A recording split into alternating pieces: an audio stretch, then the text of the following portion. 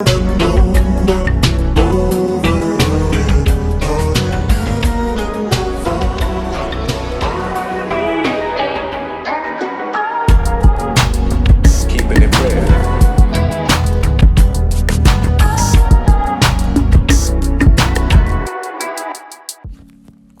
it do? This is your brother Bishop of Bishop Zone TV. And today, man, look, I want to talk about the state of Black America. But I'm gonna flip it up a little bit. I'm not going to talk about the problems that's plaguing our community. I mean, I'm going to focus on the problems. But I'm going to actually talk about some solutions. Because I believe that too many of our people use these platforms sometimes to just spout out the issues that are plaguing us, complain about the problems, and never really offer any solutions. You know, it's a lot of emotional banter. And so I want to cut through all that emotional responses to the problems that's going on in our community, because it ain't all bad. It's not all negativity. There's a lot of positivity going on in Black America, you know, but we do have to talk about some issues that I feel is keeping us stagnant in this country on a collective level. So before I really hit on these solutions, like and subscribe, and don't forget to check for more content in the future. Now, before we get into the solutions, let's just lay down some facts about Black America. Again, we're talking about Black America on a collective level. And just for the record, when I break down these facts, I'm using census records and other credible sources that you can easily look up. You can easily Google these tidbits here. So let's start with this. The median household income in America is $67,521. The Black median household income is $43,682. The median family income is $80,944. The Black median family income is $54,938. The married couple family income in America is $96,571. The Black married couple family income is $81,545. Single women household income in this country is $40,185. The Black single women household income is $35,354. Households with SNAP and food stamps in this country is at 11%. Black households with SNAP and food stamps are at 23%. As of 2018, 19% of African Americans were considered poverty in the working poor. 13% were considered working poor and working class. 25% were considered working class. 36% is considered middle class. 4% are considered upper middle class. And 3% are considered upper class. Let's talk about marriage statistics, because that is very important. 30% of Black people in this country are married, compared to 50% of Black Americans who have never been married. Compare that with 43% of Hispanics who are married and 43% of Hispanics who have never been married. 52% of whites are married, compared to 28% of whites who have never been married in America. And then we have 58% of Asians who are married, compared to 31% of Asians who have never been married. Now, let me make this quick note. I am interested to see how they calculated the Hispanic and Asian percentages, because a lot of cases, or a lot of times, when it comes to Hispanics and Asians, they group different ethnic groups within these racial categories. So, you can have multiple different ethnic groups within the Hispanic and Asian, quote unquote, race or racial category. But, still, you see those numbers. What does it show you? It shows that black people are less likely to be married to each other, or less likely to be married in general compared to every other group of people in this country. Black and American Indian kids, and when I say American Indian, we are talking about Native Americans, not Indians from India, but Black and American Indian kids are most likely to live in a single-parent household. 64% of black children live in single-parent households, and 52% of American Indian children also live in single-parent households. Compare that to white and Asian and Pacific Islander kids, who are the least likely to live in a single-parent household. White children represent 24%, or 24% of white children live in a single-parent household, and 15% of Asian kids live in a single-parent household. Latino children and children who identify as two or more races fall somewhere in the middle.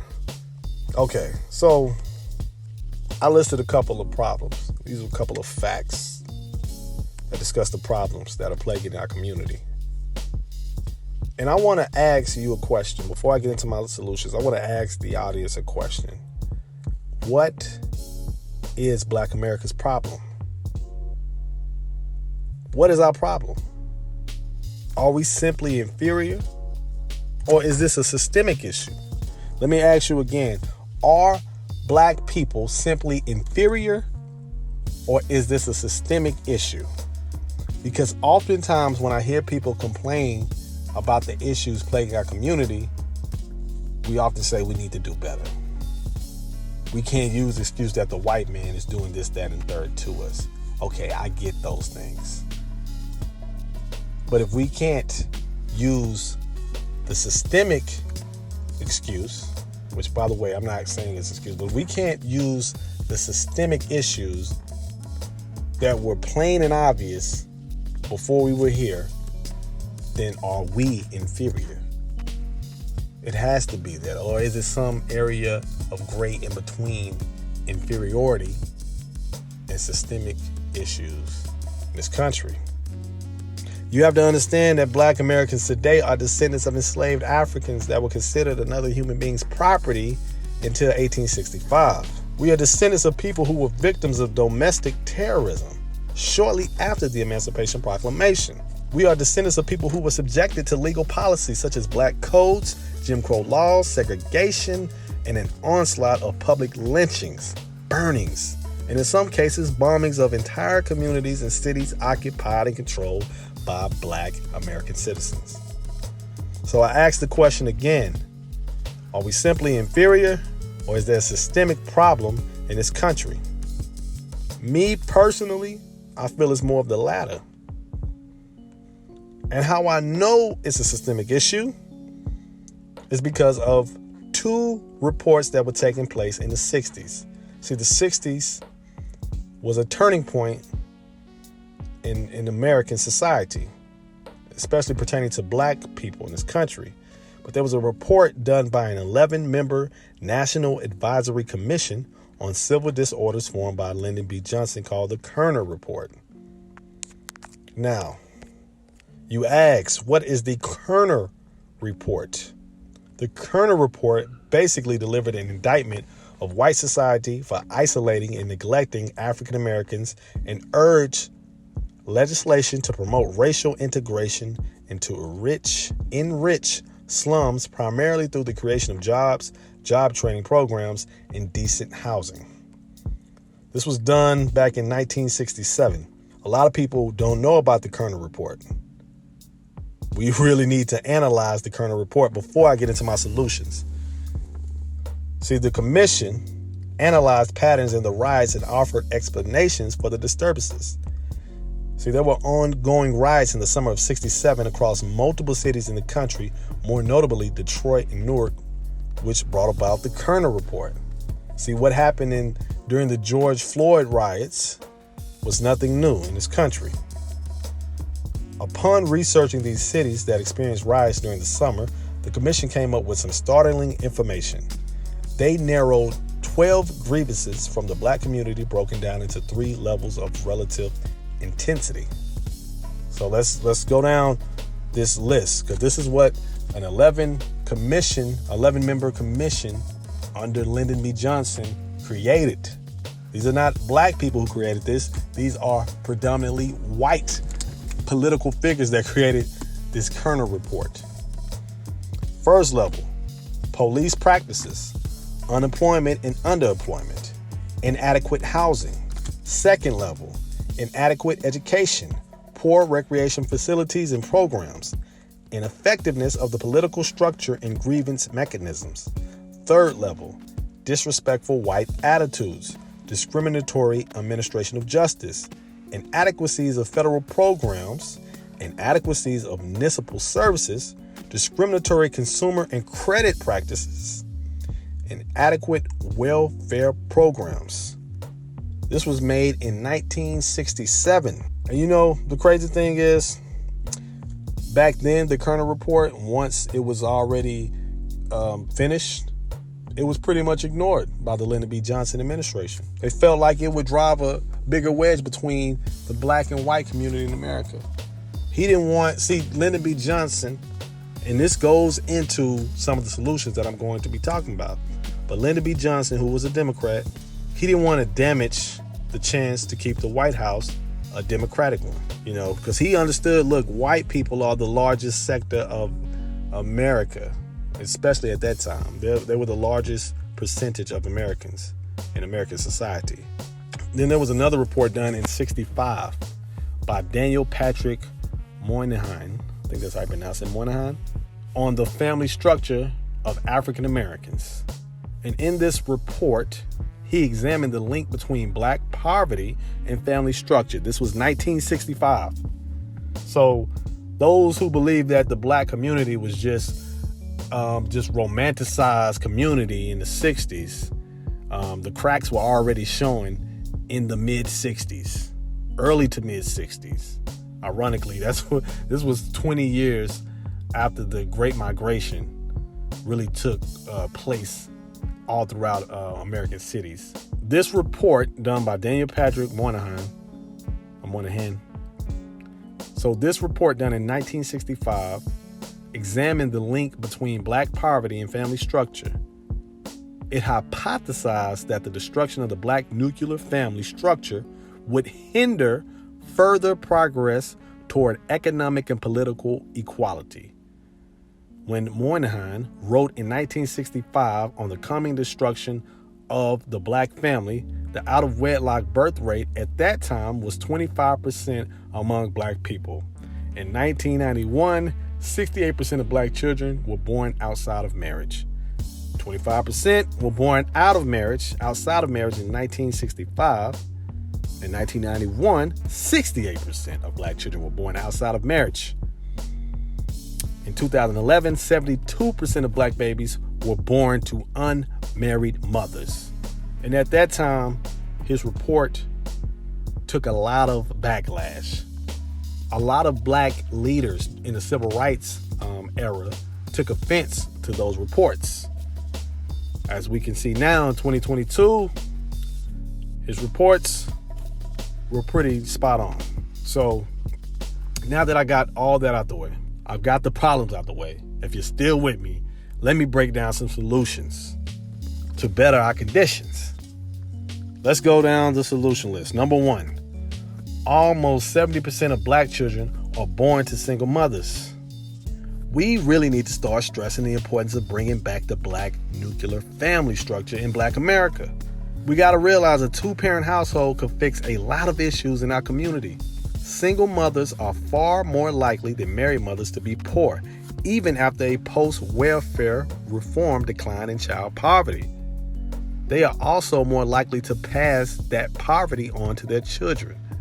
Just look around the globe and you'll see that the economic conditions determine social conditions. Again, I have to reference Daniel Patrick Moynihan. And let me break down, if I didn't break down who he was, he's a politician, a diplomat, and a sociologist who wrote the report, again, The Negro Family, the Case for the National Action. Or my bad, The Negro Family, the Case for National Action. And it was a report on black poverty increasing with the increase of households ran by single mothers. At that time, again, many people accused the report of being racist and wrong. 2022, and this report seems pretty prophetic, when in actuality, Moynihan saw it coming through a social economic lens and not an emotional one.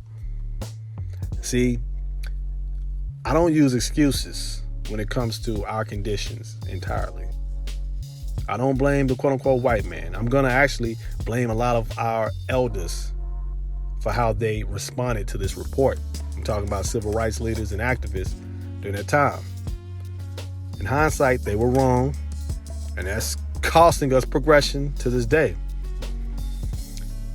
While more marriages won't erase economic equality, it can improve social conditions in our communities. Number 2, if you have black children, you need to follow the blueprint of many Asians, white, and black immigrants. Enroll your child in a school that specializes in STEM programming. A significant amount of non-black immigrant black people are not positioning themselves in high-skilled jobs. Let me say that again. A significant amount of non-black immigrant black Americans are not positioning themselves in high-skilled jobs. You need to immediately put your child in programs that will push them in computer science, math, engineering, health, and business. The cost of living, y'all, is only going to get higher, and black Americans will continue to get further pushed out of cities in America into exurbs and dying suburbs. That's a fact. Google it. Number 3, financial literacy needs to be a religion.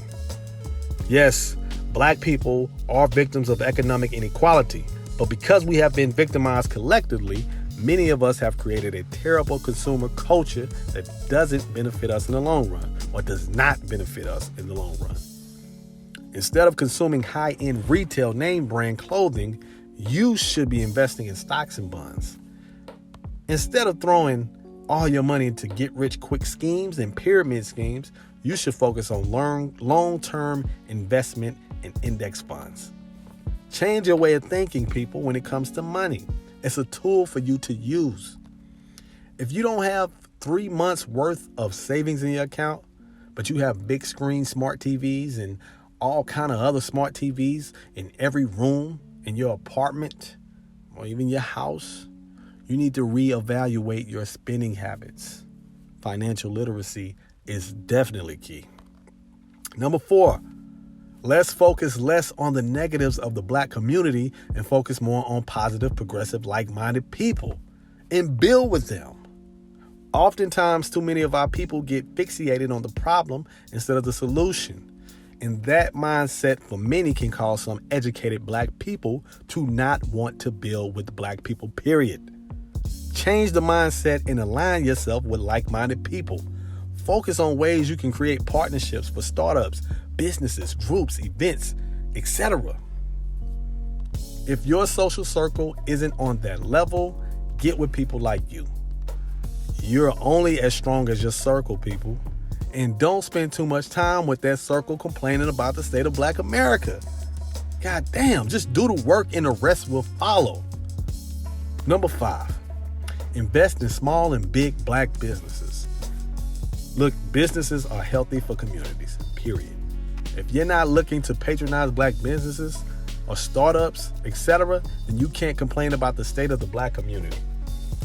Black businesses need to thrive to improve conditions for the black collective.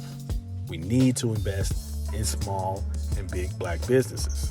Now, number 6, cleanse yourself of content that constantly perpetuates negative images and stereotypes of black people. This will give you a negative perception of black people collectively. It would also give you a false sense of reality of black people collectively. I'm going to give you an example.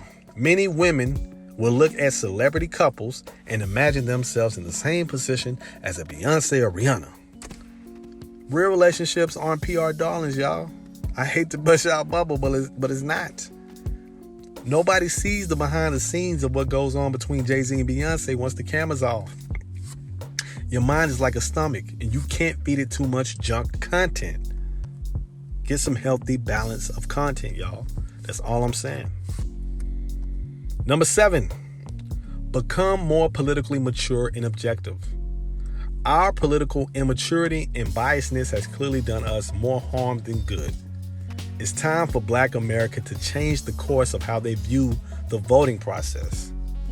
For decades, we have given our vote overwhelmingly to the Democrat Party and received little to nothing that has collectively improved our conditions. I'm not suggesting that you vote for Republicans. Matter of fact, the Republicans have shown you they don't care about you either. It's time for Black America to get off both plantations and start thinking from the perspective of a ethno-state. I know Black America believes when they vote Democrat that they're voting in the interest of Black people, but that's simply not the case. Generally, it's trickle-down impacts of Black America, which is not beneficial at all in the grander scheme of things.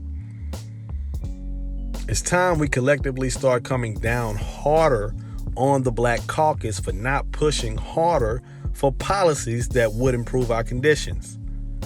Plenty of members of the Black Caucus represent districts that are predominantly Black and in horrible conditions in comparison to their white counterparts. It's time for Black America to stop being pussies and call Black Caucus out for prioritizing their party over their people. Black people can make significant changes on an individual level, but you can't change them collectively unless you're willing to change the way you move politically in this country. And I'm specifically calling out the Black Caucus because their sole purpose is to represent on behalf of Black America. They've been in existence for a while now. If they're not going to benefit us, then the Black Caucus needs to be terminated. The reality is, Democrats will start catering more to the Asian and Hispanic community because Democrats understand they have to work harder for their votes. They're not just going to overwhelmingly vote blue just because. As of 2022, Black America is no longer a second-class priority for Democrats. Shit, hell, you would never won outside of elections anyway. But they really don't need to pander to you. Black Democrats will continue to pander to you, but the party as a whole could care less. They know your time of relevancy is nearing an end with the influx of ethnic groups who are higher on the socio-economic totem pole in this country than your Black ass. Facts. Number 8, we need to start shaming degeneracy in our culture. Most Black Americans, I believe, are not degenerate people. I think that's an over-exaggerated attribute many try to throw on us. I do believe, however, that degenerate culture is overly represented in mainstream society. Also, I think many organizations have focused way too much on empathizing and pandering to degenerate behavior within our community. Look, I understand why some people will be passionate about white authority figures punishing and deleting Black bodies, but in a lot of cases, we're overlooking some of the degenerate behavior and putting all our energy and collective actions and voices into defending these degenerate behaviors. Instead of protesting so much against police brutality, let me say it again. Instead of protesting so much against police brutality, why don't many of us collectively protest with demands in the nation's capital of specific structural barriers that keep us at a disadvantage collectively compared to our white counterparts? You're not going to convince local, state, and federal governments to stop police brutality when crime continues to go up in predominantly Black communities all throughout the country. You need a different strategy, people. Protest against food deserts in our communities. Protest against a lack of school funding and resources in our communities. Protest against industrial sites that create hazardous conditions in our communities on a national level, not just a local one. And number 9, Black Americans need to start investing in building coalitions with other people of African descent in the diaspora and on the continent. You know, one of the reasons why many African governments won't give Black Americans dual citizenships? You know why? It's because there's not enough interest from Black politicians, from black influencers, from black entertainers, and black entrepreneurs, and any other black American in an elite position. There's not enough interest. It's as simple as that. How many successful black Americans do you see pushing for a return back to Africa? I'm not talking visiting from a tourist perspective, but actually investing in moving to the continent. Example, the Black Caucus, who represents you, has no interest to look into dual citizenship with any African country on the continent. So what makes you think African leaders are going to look into something that isn't a top priority in the diaspora? It is important for black Americans to build these bridges themselves because there's strength in numbers. If America has the structure to influence the globe, then black Americans are in a position to lead that influence. Take advantage of it because there is strength in numbers. If you don't have the numbers, then good luck in surviving in the continued oppression of this system. The time for bridge building is now. Unlike the days of Marcus Garvey or the creation of Liberia, there's never been a better time for diaspora Africans and continental Africans to build those bridges. It is in the best interest for all parties involved. Trust me when I say that. It is in the best interest for all parties involved. Xenophobia will only keep you alienated from building better and bigger bridges. Now, I do believe a lot of these solutions can be done on an individual level, which will improve the greater community in the long run. 7 out of 9 of these solutions can realistically be achieved. I'm doing these things right now as we speak, and I have improved my quality of life for not only myself, but for my family. 2 out of 9 of these solutions will probably need a catastrophic event to take place for the greater community to achieve solutions 7 and 9. And I say catastrophic event because in my hearts of hearts, collectively, I don't see black people changing. I just don't see black people changing collectively. I don't see black people becoming more politically mature and changing the way they look at politics in this country on a large scale. I don't see black people overly shaming degenerate behavior because we are enticed by sensationalism, and black degeneracy is one of the top sellers when it comes to sensationalism in this country. Many of our people are victims of sensationalism, not only black people, but Americans in general.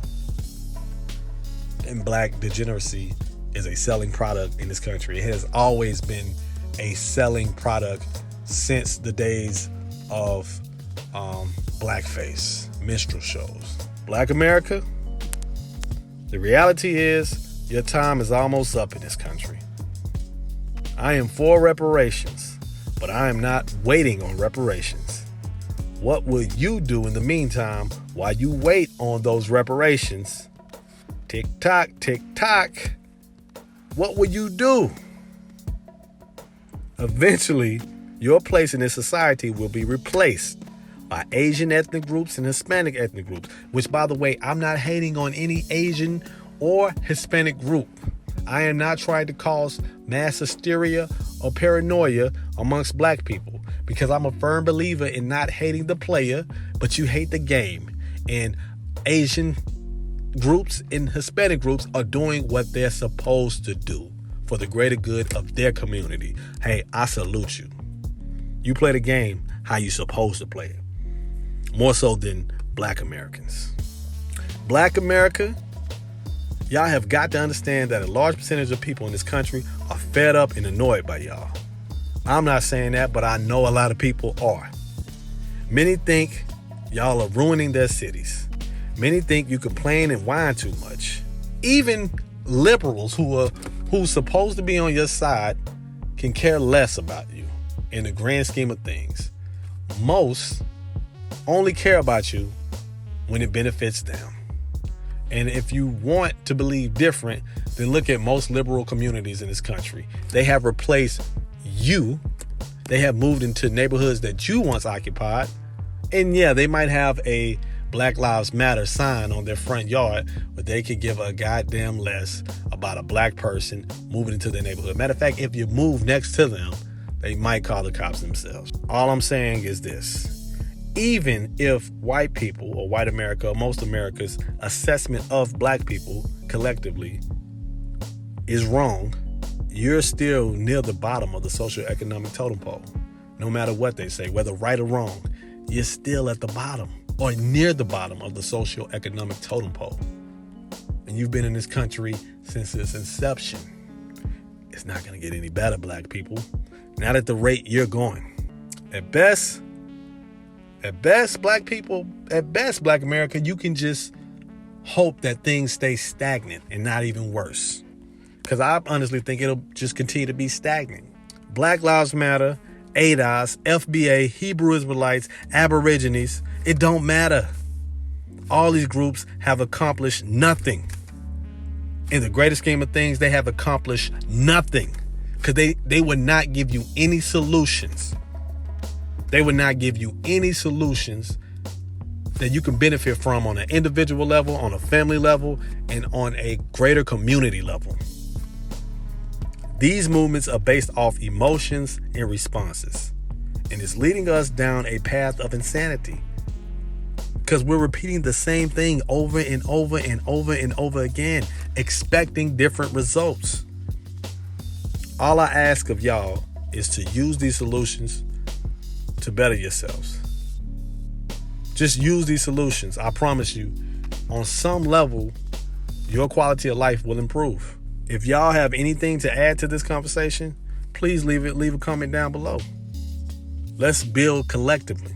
I don't want to focus on who is wrong or who is right on this episode. I want to just focus on solutions. Let's build in this conversation. I actually might have a live focusing solely on solutions. That might be my first live is Black America. What's some solutions to improve our conditions in this country? I would like to have a discussion. So, I'm done. Hopefully y'all still stay with me. This is a little different from some of the other quote unquote sensationalized but lesson filled videos that I put out on a regular basis. So, like and subscribe. Don't forget to leave a comment. And until next time, holla.